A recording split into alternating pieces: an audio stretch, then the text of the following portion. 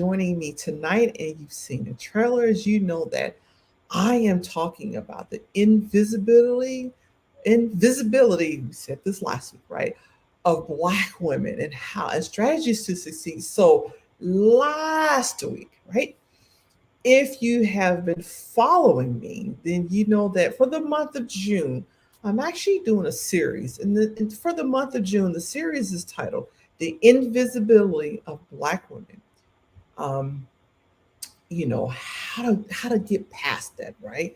It's an entire month of series that I thought was very important. So for the whole month of June, I'm discussing the invisibility of Black women in the workplace and how Black women can often feel alone at the top. Not talked much about. There are some articles out there about it, but it's an important topic. And tonight I'm talking about strategies to succeed because last week I spoke about the invisibility, say that word enough times, of Black women. Is it real and how does it affect you? So I'll link you to that video and I'll put it in the description below so that and you don't have to watch any of these in any particular order.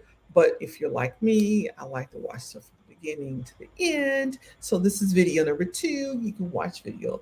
The first one was last week, and we're going to keep going. Right. So I do encourage questions, comments. Be sure you put them out there, and I'm going to move my comments over so that while I'm talking and they pop up, you can still see them. So if you're just joining me, I am talking about the invisibility of Black women's strategies to succeed, right?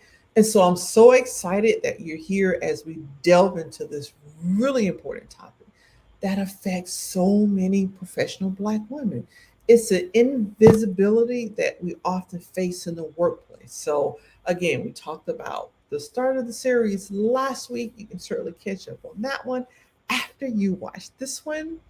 And so today I'm really talking about the strategies to overcome this challenge and how you can succeed in your career. So if you've ever felt unseen, in your career, at your job, maybe not in your section, but maybe the larger organization overall, and it could be even in your section. If you've ever felt unseen or struggled to gain recognition for your achievements at work, then certainly this video is for you. So let's go ahead and get started, right?